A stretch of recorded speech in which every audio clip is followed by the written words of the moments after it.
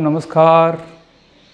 आज हम नया चैप्टर लेकर के आए हैं आपके लिए और आज हमारा चैप्टर है प्रेजेंट परफेक्ट टेंस का। कल हमने प्रेजेंट कंटिन्यूअस टेंस के बारे में विस्तृत नॉलेज लिया था और उसका एक लास्ट जो है आपको सेंटेंस बताने से रह गया था, इंट्रोगेटिव प्लस नेगेटिव। तो उसमें भी आपको मैं मौखिक अभी बता देता हूँ कि उसमें क्या करना, आपको इज आर एम को in front of the sentence रखना है और बीच के अंदर आफ्टर द सब्जेक्ट आपको क्या करना है, नोट का प्रयोग करते हुए वाक्य के अंत में प्रश्नवाचक चिन्ह लगा देना है। इस प्रकार से आपके सारे वाक्य सही हो जाएंगे। तो चलिए आज अपन लेते हैं इस टेंस के बारे में जानकारी।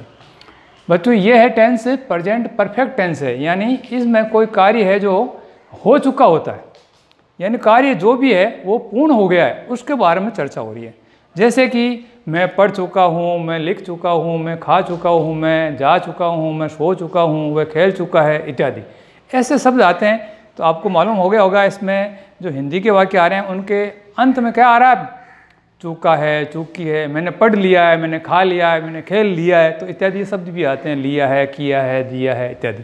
तो ऐसे शब्द जब वाक्य का अंत में आते हैं तो हम उस टेंस को कौन सा टेंस मानते हैं, प्रेजेंट परफेक्ट टेंस, और इसमें कार्य के संपूर्ण होने का हमें आभास होता है।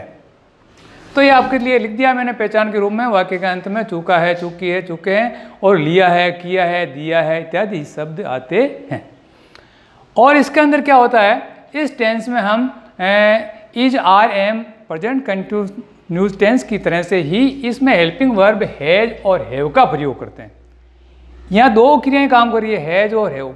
कल वाले टेंस में भी आपने देखा होगा 3 क्रियाएं काम कर रही थी, तो यहाँ भी 2 क्रियाएं काम कर रही है। इसमें इसके अंदर ये हैज और हैव का प्रयोग कहाँ पर होता है ये भी आप समझ लीजिए। एक वचन कर्ता वाक्य में हैज हेल्पिंग वर्ब का प्रयोग करें। इसी प्रकार से बहुवचन कर्ता जो सब्जेक्ट होता है उसके अंदर वाक्य में हैव का प्रयोग आपको करना है। यानी सीधी सी बात है, एक वचन जब कोई करता हो वाक्य के अंदर तो आपको हैज का प्रयोग करना है, और बहुवचन का वाक्य हो और उसमें कर्ता बहुवचन हो तो आपको हैव का प्रयोग करना है। मुख्य बात इस टेंस में यह आपको ध्यान रखनी है कि इसके अंदर जो मेन वर्ब, मेन जो क्रिया है वो हमारी जो इसमें आती है उसका थर्ड फॉर्म यानी उसका रूप है जो तीसरा आपको लिखना है। जैसे रीड है, रीड के अंदर रीड, रीड, रीड तीनों रूप एक ही होते हैं। इसमें बच्चे ज़्यादातर कंफ्यूज हो जाते हैं, तो मैं आपको इसमें क्लियर कर रहा हूँ कि रीड में तीनों एक ही चीज़ होती है। परंतु जैसे राइट आया है तो राइट, रोट और रिटन, राइट पहला फॉर्म है, रोट दूसरा फॉर्म है और रिटन जो आया है वो उसका तीसरा रूप है। तो इस तरह से देखिए, आप इसको देख लीजिए।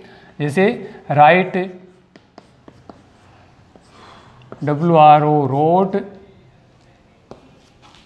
और रिटन WRITTEN, ये इसका तीसरा रूप है। ये थर्ड रूप है बच्चों इसका। राइट लिखने का तीसरा रूप है रिटन। तो ये इस सभी क्रियाओं के अंदर आपको थोड़ी क्रियाएं आपको याद करनी होगी और उसके तीनों रूपों को भी आपको लर्निंग प्रोसेस में लाना होगा। तो इस तरह से आप ये याद कर लेंगे तो आपको इजीली ये मालूम हो जाएगा कि इसमें दूसरी क्रिया कौन सी है, तीसरी क्रिया कौन सी है, तो तीसरा रूप इसका कौन सा है। तो इस तरह से ये रिटन शब्द इसमें आया हुआ है। ये तीसरा रूप सभी क्रियाओं का आपको इस टेंस के अंदर जो भी वाक्य बनता है उसमें आपको लिखना है। अब आगे चलते हैं। तो देखिए आप नेगेटिव सेंटेंसेस का जो हम काम में लेते हैं सबसे पहले, तो नेगेटिव सेंटेंस के अंदर क्या कर रहे हैं, एक वचन वाक्य में क्या होता है, हैज नोट का प्रयोग करते हैं। इसी तरह से बहुवचन का जब नेगेटिव सेंटेंस आता है तो उसमें हम हैव नोट का प्रयोग करेंगे। बस वही बात है पहले वाली, जैसे आप एक वचन कर्ता के अंदर हैज का करेंगे उसी प्रकार से नेगेटिव में भी आपको एक वचन कर्ता के साथ में हैज नोट का नेगेटिव में काम लेना है। उसी प्रकार से उसमें बहुवचन कर्ता में हैव का प्रयोग करते हैं, उसी प्रकार से यहाँ नेगेटिव सेंटेंस में भी आपको क्या करना है, हैव नोट का प्रयोग करना है। लिख दिया मैंने आपको, वापस से याद करने के लिए भी आपके बार बार देख सकते हैं, आप आराम से इस टेंस को आप याद कर सकेंगे। फिर चलते हैं तीसरा, इसका जो सेंटेंस हमारा बनता है वो है इंट्रोगेटिव सेंटेंस। इंट्रोगेटिव सेंटेंस में भी बच्चों क्या करते हैं, वो का वही नियम लागू हो रहा है कि एक वचन कर्ता जब वाक्य में आए तो उस वाक्य के पूर्व में आपको कौन सी क्रिया को रखना है, हैज को रखना है। और इसी प्रकार से दूसरे प्रकार का जो बहुवचन का कर्ता वाक्य आता है तो उसमें भी हमें इंट्रोगेटिव सेंटेंस बनाने के लिए in front of the sentence के अंदर क्या करना है, हैव को पहले रखना है। और मुख्य बात आपको जो इस सेंटेंस में याद रखनी है वो है कि वाक्य के अंत में आपको प्रश्नवाचक चिन्ह लगाना जरूरी है। अगर प्रश्नवाचक चिन्ह नहीं लगाओगे तो यह अफर्मेटिव सेंटेंस शो करेगा। अब चलते हैं बच्चों आगे। अब देखिए इसके लिए आपको सुविधा के अनुसार मैंने यहाँ पर स्ट्रक्चर्स ऑफ दी टेंस, यानी इस टेंस में किस किस प्रकार के फॉर्मूलाज या सूत्र आते हैं मैंने आपके सुविधा के लिए यहाँ लिख दिए है और भी मैं आपको पढ़ करके सुना देता हूँ। देखिए पहला है जैसे subject plus has have plus main verb का तीसरा रूप ऑब्जेक्ट प्लस फुल स्टॉप। यह सामान्य वाक्य के रूप में आता है। जैसे असर्टिव या अफर्मेटिव सेंटेंस आपको मैंने बताया है, उसमें आपको इस सूत्र को काम में लेना है। एक वचन आता है करता है तो हैज लगा देना है, बहुवचन आता है तो हैव लगा देना है। आगे देखिए दूसरा इसका सूत्र बनता है subject plus has note plus main verb की तीसरा रूप और ऑब्जेक्ट प्लस फुल स्टॉप। इसी प्रकार से इसमें यहाँ हैज है, फिर आगे लेते हैं सब्जेक्ट प्लस हैव। यहाँ आप जो आपको थोड़ा सा ध्यान देना है, यहाँ हैव करना है, have note plus main verb का तीसरा रूप और ऑब्जेक्ट प्लस फुल स्टॉप। ये एक वचन कर्ता के लिए, ये बहुवचन कर्ता के लिए। फिर चलते हैं अपने इंट्रोगेटिव में, तो आपको क्या करना है has plus subject plus main verb का तीसरा रूप प्लस ऑब्जेक्ट प्लस प्रश्नवाचक चिन्ह क्वेश्चन मार्क। इसी का दूसरा बहुवचन का वाक्य जब हम प्रश्नवाचक में लेते हैं तो have in front of the sentence आप लिखेंगे और सब्जेक्ट फिर उसके बाद में लिखेंगे, जस्ट बाद में आपको क्रिया का तीसरा रूप लिखेंगे और फिर ऑब्जेक्ट और फिर उसके बाद में प्रश्नवाचक चिन्ह को आप लगाएंगे तो आपका वाक्य बिल्कुल शुद्ध जाएगा। फिर चलते हैं आगे हैज हैव, यह आपका चौथा सेंटेंस बनता है इंट्रोगेटिव प्लस नेगेटिव। तो उसके लिए मैंने आपको ये शामिल क्रियाएं दे दी है, आप समझ लेना अपने ऊपर के हिसाब से। हैज हैव को सामने पहले लिखना है वाक्य के, फिर सब्जेक्ट लिखना है और फिर आपको नोट का प्रयोग करना है बीच में सब्जेक्ट के जस्ट बाद, और फिर आपको मुख्य क्रिया का वही तीसरा रूप आपको लिखना। कहने का मतलब यहाँ यह है ऑब्जेक्ट प्लस फिर क्वेश्चन मार्क। मुख्य बात इसमें यह है कि इसमें जो हेल्पिंग वर्ब्स है वो हैज हैव का प्रयोग होता है और जो मेन वर्ब इसमें जो आती है उसका सदैव तीसरा रूप आपको लिखना है। तो यहाँ पर आपको प्रत्येक क्रिया का कौन सा रूप सीखना है, तीसरा रूप। शाबाश, तीसरा रूप आपको सीखना है। चलिए मैं इसके लिए आपको प्रत्येक किस स्ट्रक्चर के अनुसार आपको यहाँ उदाहरण भी समझा देता हूँ। चलिए आप देखिए इधर, जैसे कि अफर्मेटिव सेंटेंस आपको मैंने बताया है, इसमें आप देखिए हिंदी का वाक्य बोल रहा है गोपाल अंग्रेजी पढ़ चुका है।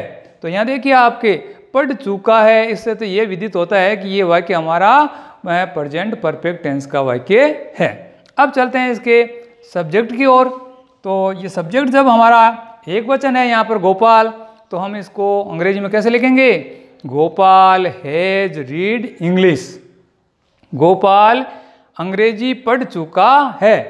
अब देखिए यहाँ पर ये रीड शब्द आया है। बच्चों आप कहेंगे सर रीड का कौन सा रूप है सर, तो आपको बताना चाह रहा हूँ मैं कि रीड में तीनों रूप है जो समान रहते हैं, यानी रीड के तीन रूप रीड, रीड और रीड।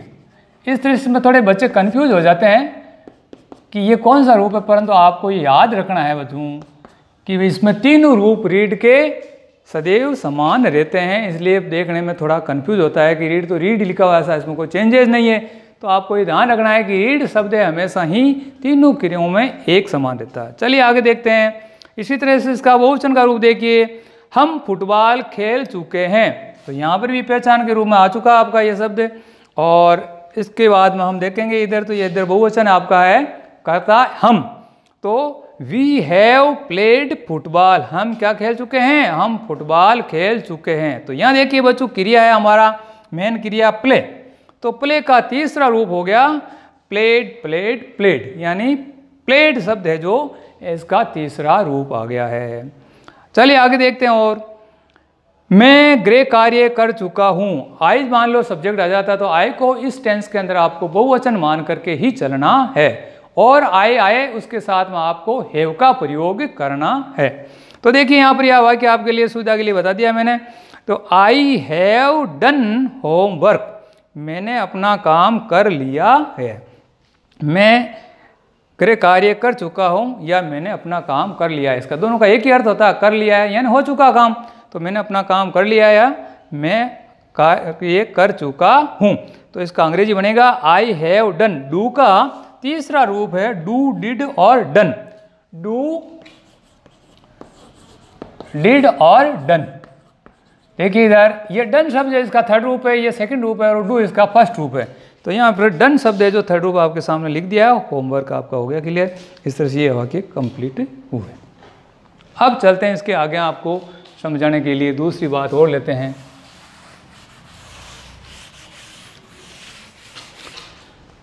ये तो हुआ था अफर्मेटिव सेंटेंस के वाक्य। अब लेते हैं नेगेटिव। दूसरा हमारा जो सेंटेंस बनता है नेगेटिव, नेगेटिव सेंटेंस। इसमें क्या करते हैं बच्चों, आपको सूत्र तो मैंने पहले बता दिया है। नेगेटिव में क्या नकारात्मक बोलते हैं। कोई भी वाक्य जब हम बोलते हैं, हिंदी में बोलो चाहे अंग्रेजी में बोलो, उसको नकारात्मक उसका अर्थ आता है। जैसे मैं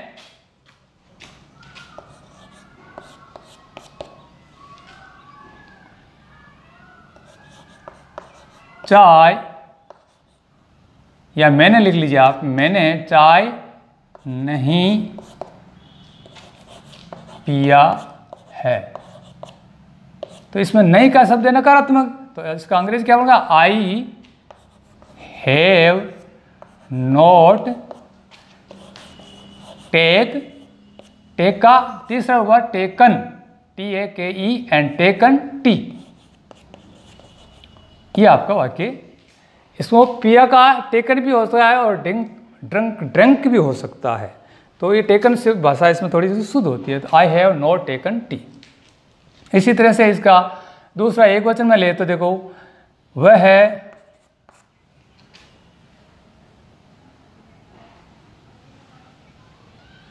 कहानी नहीं लिख चुका है। तो यहाँ पे देखिए बच्चों, वह शब्द आया जो है एक वचन का है, प्रोनाउन है, सब्जेक्ट है। तो यहाँ पर लिखो ही हैज, क्योंकि एक वचन करता है इसलिए आपके इसमें क्या लगेंगे, हैज का प्रयोग करेंगे। तो ही हैज और नेगेटिव है तो नोट, ही हैज नोट, और लिखना हमारा मेन क्रिया है तो इसके साथ में इसका रूप कौन सा लिखेंगे, थर्ड रूप लिखेंगे। तो ये लिखने का मैंने आपको पहले भी बता दिया, राइट, रोट और रिटर्न। तो कौन सा रूप आएगा, रिटर्न शब्द आएगा। शाबाश। He has not return, RITTEN, return story. Story कहानी, कहानी को कहते हैं स्टोरी। तो he has not return story, उसने ये कहानी नहीं लिख ली है, या उसने कहानी नहीं लिखी है, या वो कहानी नहीं लिख चुका है। अगला वाक्य देखिए, तुम अखबार नहीं पढ़ चुके हो। या देखिए इसमें इसको दूसरा रूप लेंगे तो तुमने अखबार नहीं पढ़ लिया है। तो मैंने अभी आपको बताया था पहचान के रूप में, चूके हैं तो भी वही आता है, पढ़ लिया, लिया है तो भी उसमें यही अर्थ देता है। तो तुमने अखबार नहीं पढ़ लिया है तो ये भी यही अर्थ दे रहा है। तो इसमें भी आपको प्रेजेंट परफेक्ट टेंस का ही रूप लिखना है। तो देखिए इसके अंग्रेजी के आगे यू, और यू का ये क्या आपको ध्यान होना चाहिए, ये भी बहुवचन माना जाता है, सेकंड पर्सन है ये। और यू हैव, इसलिए इसके साथ में आपको हैव का प्रयोग करना है। तो यू हैव नॉट रीड, वही रीड वाला तीसरा रूप है इसका, सेम आती है। तो यू हैव नॉट रीड, और अखबार का होता है newspaper, newspaper, NEU newspaper, PAPER newspaper. तो you have not read newspaper. इसी तरह से और भी आप इसके वाक्य ले सकते हैं। अगर आपके समझ में नहीं आया तो आप और भी मुझे पूछ सकते हैं इसके बारे में। अब लेते हैं इसके बाद में आगे तीसरा हमारा सेंटेंस जो बनता है, मिटा देता हूँ बच्चों में, ये आपने लिख लिया होगा। चलो, तीसरा हमारा जो सेंटेंस में बन रहा है वो है इंट्रोगेटिव। Interrogative sentence. तो देखिए बच्चों, इंट्रोगेटिव का मतलब होता है इसमें प्रश्नवाचक, किसी से कोई चीज़ पूछना। तो ये इस तरह के इसमें जो वाक्य स्टार्ट होंगे वो क्या से स्टार्ट होंगे, और ये चीज़ आपके स्ट्रक्चर रूम मैंने आप पहले बता दी है। इसमें आपको क्या करना है, हैज या हैव का प्रयोग in front of the sentence करना ही है। तो देखिए इसके लिए अपन वाक्य अंग्रेजी भी हिंदी में बनाते हैं। तो देखिए, क्या वह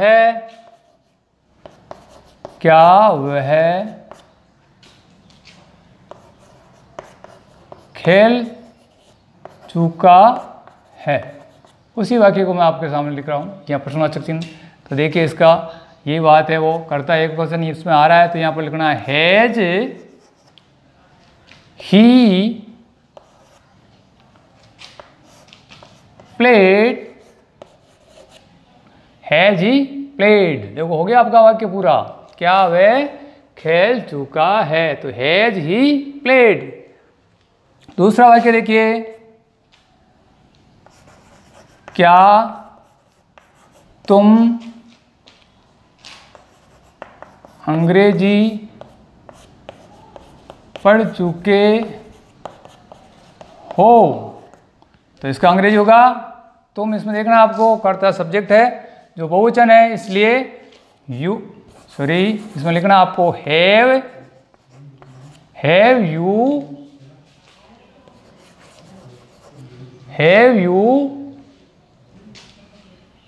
रीड इंग्लिश। क्या तुम अंग्रेजी पढ़ चुके हो। इसी तरह से और देख लीजिए आगे,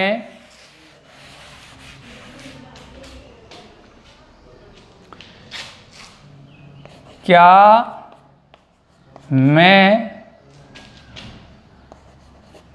पुस्तक दे चुका हूं। तो देखिए यहाँ पर आप इसका अंग्रेजी क्या होगा, यहाँ से कर्ता देखिए आप कौन है, कर्ता यहाँ पर आई है। तो आई को आपको ध्यान में रखते, मैंने आपको पहले भी बताया है कि बच्चों हमेशा आई के साथ इस टेंस के अंदर हैव का प्रयोग करना है। तो देखिए यहाँ पर अपन किसको लिखते हैं, तो हैव आई, और देना का मतलब गिव होता है, और पुस्तक आपका ऑब्जेक्ट क्या, हैव आई गिव। गिव का third form give, gave, given. Give, gave, given, इस तरह से होगा। बच्चों देखिए आपको बता देता हूं, गिव, गेव और गिवन, तो इसका थर्ड फॉर्म हो गया गिवन। तो यहां आपको लिखना है have I given a book. क्या मैं एक पुस्तक दे चुका हूं। तो इस तरह से आपको इस इंट्रोगेटिव सेंटेंस में आप अपने एक वचन के, बहुवचन के और आई के वाक्य इस प्रकार से बना सकते हैं। आगे देखिए इस तरह से लिख लीजिए, आप इसको लिख लिया, ठीक है। तो अब इस तरह से आप इसके एक्सरसाइज को बार बार आप देखेंगे तो आपके अच्छी तरह से समझ में आ जाएगा। चलिए चौथा वाक्य अपन कंप्लीट करते हैं। इसके अंदर चौथा वाक्य हमारा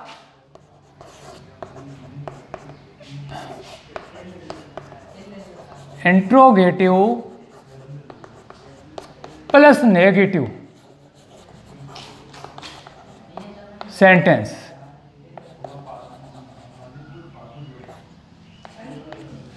तो बच्चों देखिए इसके अंदर आपको मैंने बताया था कि इसके अंदर सेम वही बात आती है, हैज हैव का प्रयोग है जो वाक्य हम पूर्व में करते हैं, और बीच में वाक्य के सब्जेक्ट के जस्ट बाद हम नोट का प्रयोग करते हैं, और वाक्य के अंत में प्रश्नवाचन का प्रयोग करते हैं। तो देखिए यहां पर चलते हैं, क्या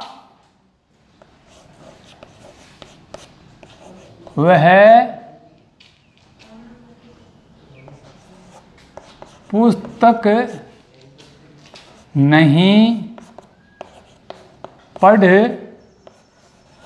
चुका है, ये प्रश्नवाचक। तो देखिए इसमें दोनों बातें आ गई, इंट्रोगेटिव भी आ गया क्या से, और इधर ये नेगेटिव का आपका नकारात्मक रूप आ रहा तो नहीं भी आ गया है, और प्रश्नवाचक चिन्ह भी आ गया। तो तीनों बातें क्लियर हो रही है इसके अंदर।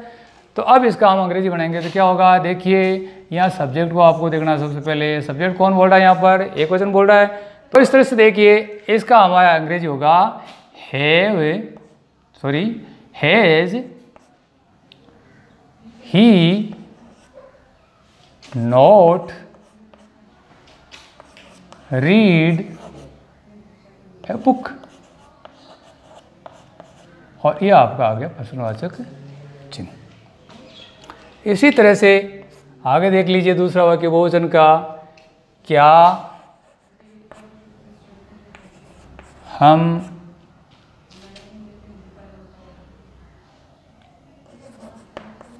अंग्रेजी पढ़ नहीं चुके हैं।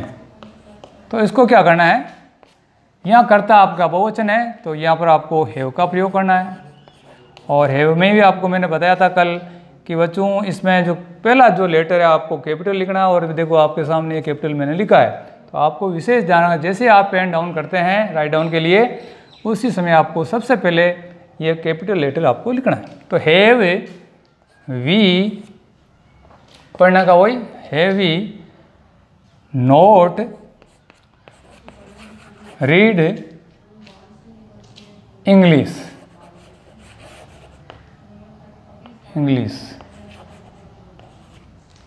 Have we not read to English. To का प्रयोग भी कर सकते हैं हम इसमें यहाँ चाहे तो, और वैसे नहीं करोगे तो चल सकता है।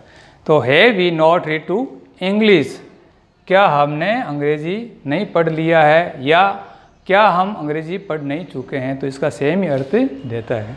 देखिए बच्चों ये आपका चैप्टर आज पूरा हुआ। प्रेजेंट टेंस जो परफेक्ट के बारे में मैं बता रहा था ये भी कंप्लीट हुआ है, और पूरी जानकारी आपको दे दी गई है। परंतु इसमें आपको एक विशेष बात का ध्यान रखना है कि मैं जो भी आपको जो पढ़ा रहा हूँ उसका पीछे का लिंक भी इसमें रखता हूँ, इसलिए आप इससे पहले अगले जो वीडियोज़ आपको लेसन दिए गए हैं उनको भी आपको ज़रूर देखना है, और आने वाले वीडियोज़ वो भी आपको देखना है, तब जाकर के आपके पूर्ण रूप से इसके बारे में जानकारी होगी और आपका जो लिंक है वो कंटिन्यू बना रहेगा।